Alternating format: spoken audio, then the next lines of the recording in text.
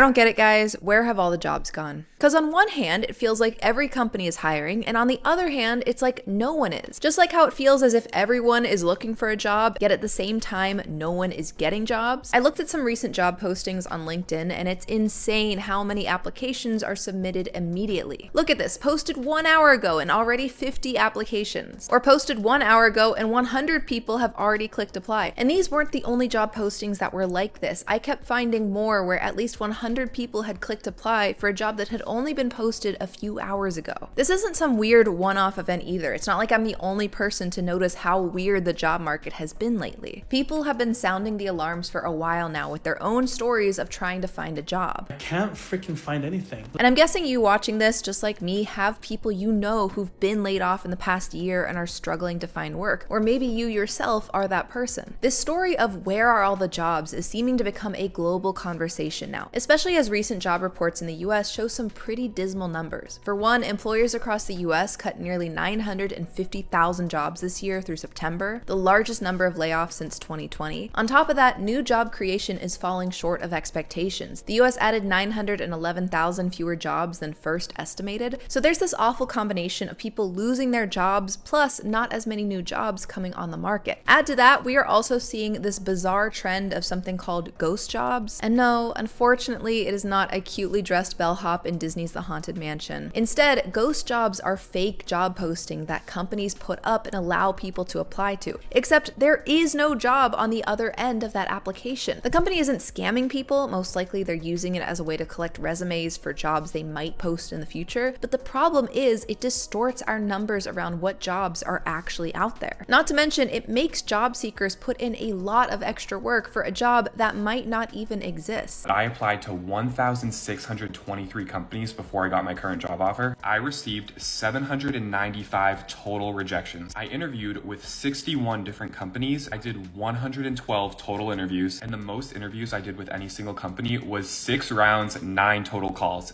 And I got rejected. According to a survey from Resume Builder, 4 in 10 companies posted fake job listings in 2024, and 3 in 10 are currently advertising for a role that is not real. There's a lot happening in this world of jobs right now, which is exactly why I wanted to talk more about it in today's video. If you're new here, I'm Cara, and I make videos about the intersection of money, media, and culture. And today, let's talk about where all the jobs have gone, how this problem of disappearing jobs will impact us, and where do we go from here? What might need to change in this new world of jobs? We're talking about all that and more today, and before we dive into what's causing all of this chaos, I want to share a resource that's been incredibly helpful for my job and career this year, and that is getting coaching advice through strawberry.me, which is today's sponsor. I have genuinely loved strawberry.me, and I think everyone who is building a career should at the very least take a look at it, because strawberry.me is basically a platform that connects you with professional coaches who help you with all the parts of your career that you want guidance on, but you don't know who to talk to. Say you want to update your resume for an industry, but you don't know where to start, or you need to prep for how you're going to ask your manager for a promotion, or maybe you're feeling super burnt out and you need help feeling more in control of your career. Those are exactly the kinds of things that strawberry.me coaches are great for. I've been working with a coach this year, and it has been so nice to have someone that I can share goals and challenges with, because my coach isn't just listening and nodding along. She is actively helping me identify and work toward my goals. So if you've been feeling stuck in your career, or if there's something that you've been wanting to do but you keep putting off, I highly recommend trying out coaching through strawberry.me. You can go to strawberry.me/Cara to take their quick quiz and get matched with a certified coach. I'll add the link down below, or you can scan with the QR code on screen. And thank you so much to strawberry.me for sponsoring today's video. Okay, so what is the real reason behind all of these jobs seemingly disappearing? The short answer is it's not just one thing. It is this awful combination of forces, from the rise of AI to economic uncertainty to even the immigration politics that we've been seeing this past year. The most obvious one, though, is artificial intelligence. I remember when ChatGPT blew up in 2023 because at the time, the company I worked for made us start using AI for everything, writing emails, building project plans, brainstorming ideas. And I remember thinking, oof, this is gonna replace a whole lot of jobs. For a while, people tried to downplay that. Some people still do. They'll say things like, AI isn't good enough yet, or it's just hype. But personally, I don't think so. I'm not going to sugarcoat it. AI is improving every single day, and we are now starting to see a world where it's not just supporting human labor, it's replacing it. If you look at tech layoffs this year, you can see the trend. This website that tracks tech layoffs lets you see the company's given reasons. And look at how many mention AI or automation as the reason for letting go of hundreds, sometimes thousands of employees. These might just be a few cherry-picked tech companies, but their layoffs hint at a larger direction jobs seem to be moving. See, according to a recent paper by Stanford economists, quote, early career employees in fields most exposed to AI have experienced a 13% drop in employment since 2022. And this drop lines up with our whole question of where are all the jobs? Because one of the groups asking that question the most are those early in their career, like a lot of Gen Z are.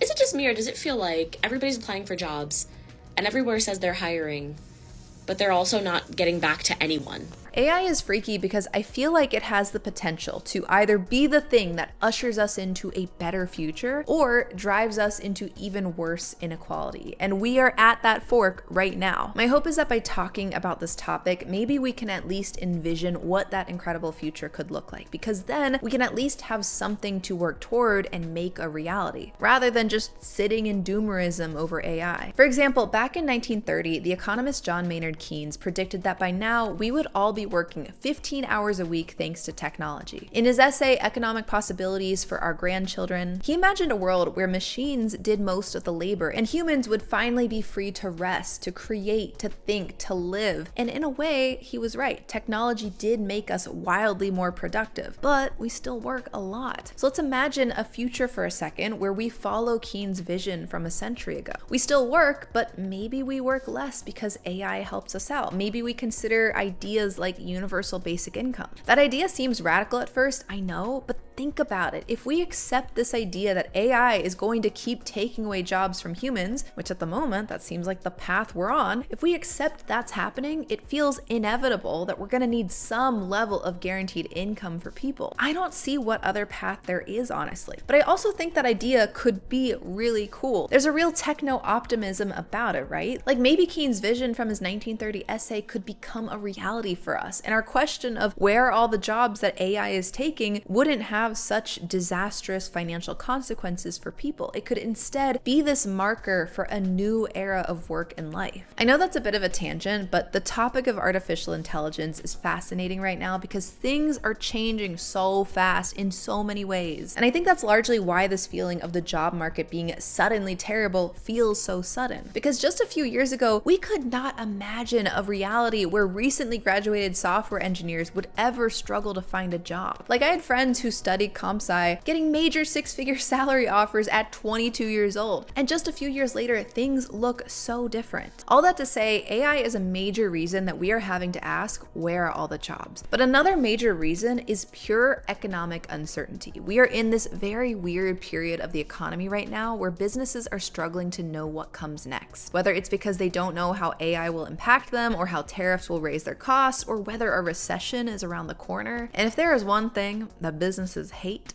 it's uncertainty. No one wants to bring on a bunch of crew if you don't know what size boat you're sailing or where you're headed. You want to hold off a little till you have more information, and that business uncertainty is causing a stall in jobs. If you look at this graph displaying the monthly change in jobs since April 2022, you can see the decline happening. June of this year even had a negative change in jobs, which is the only time that has happened in this time period. Also, I will call out an important piece of information that might affect these numbers moving forward. Some of you guys might already know, but in August, Trump fired the US's head of labor statistics, which is where that graph we were looking at gets its information. He fired her because he thought she was trying to make him look bad since jobs have been on the decline. To be clear though, that is not what was happening. Even the former head of labor statistics that Trump appointed chimed in on this issue saying, quote, "There's no way for that to happen." I mention this because the politicization of the Bureau of Labor Statistics is worrying, since moving forward, it'll be harder to be sure the numbers we're getting on jobs are accurate. It's possible we'll be told there are lots of new jobs on the market, but there actually won't be. So we will feel even crazier when we keep asking, where are all the jobs? The last thing I'll mention on the topic of why jobs are disappearing has to do with the immigration politics going on this past year. I talked about this a lot in my immigration video from June, but essentially the more immigration we have, the more jobs we have. That's because the more people in the country means more businesses can pop up and more customers for all of those businesses. Because think about it.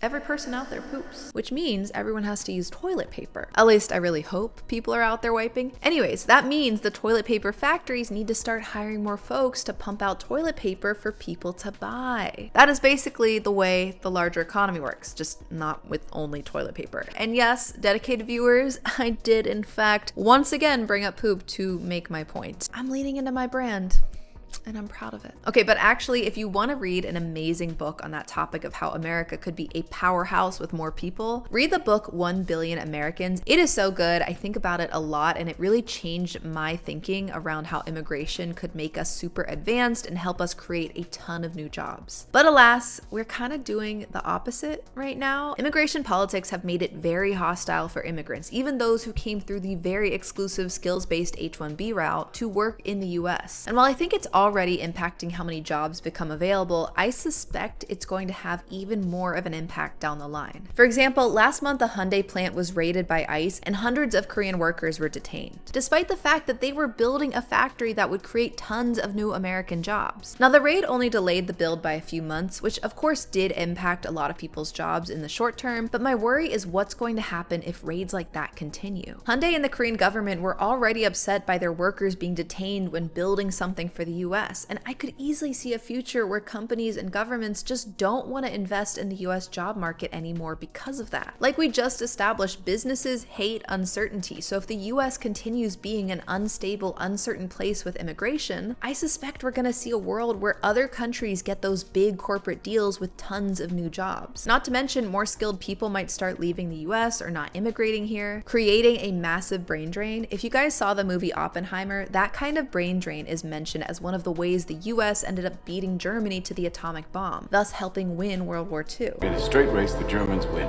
We've got one hope, which is anti-Semitism. Side note, does anyone feel like Barbenheimer was a lifetime ago? Like, I know it was 2-ish years ago, but it feels so much longer. Anyways, to recap all of this, where are all the jobs? 1, they're being eaten up by AI. 2, businesses are holding off on offering them because of uncertainty. And 3, immigration politics and the uncertainty that comes from that are likely going to worsen the problem in the near future. Which is scary because obviously jobs are like the main way people achieve financial security, let alone financial freedom. I especially worry about this for younger people like Gen Z who are starting off their careers, because the money that you save and invest in your 20s has such an outsized impact on your future wealth. The Money Guys have a great wealth multiplier chart displaying this impact, and you can see that if you're able to tuck away money in your younger years, you can hit millionaire status by retirement age so much faster. And if you invest aggressively in your 20s, you could retire way earlier. But even beyond early retirement dreams, being able to save and invest consistently because you have a stable income and a job is crucial. It's what allows you to have health care, have a roof over your head, have a sense of agency and accomplishment. Overall, the job market is a very uncertain place right now, and jobs are shifting quickly. Now, I do still think there are some amazing fields to go into, healthcare probably being the best that I can think of, because we are severely in need of nurses, home health aides, medical equipment technicians, and med lab scientists. So I think it's worth people considering jobs like those. But I also think that maybe it's time we start considering bolder options, whether it's apprenticeship programs, subsidized education for certain fields, or if AI does become the society changer that many think it will, maybe we do explore things like universal basic income. I don't know, I really don't. I wish I had the answers, but all I know for now is that many people are struggling to find work, and it feels like something needs to change. So what do you think that change should be? What do you think the reasons are behind people struggling to find jobs right now, and where do we go from here? Let me know your thoughts in the comments below and what topics you want to see me cover next. If you liked this video, check out last week's video about luxury poverty, which I think you'll really like, or I have a whole playlist of video essays that you can go check out. Thanks to my patrons on Patreon and those on Buy Me a Coffee for supporting this channel, and thank you so much for watching. I will see you next time.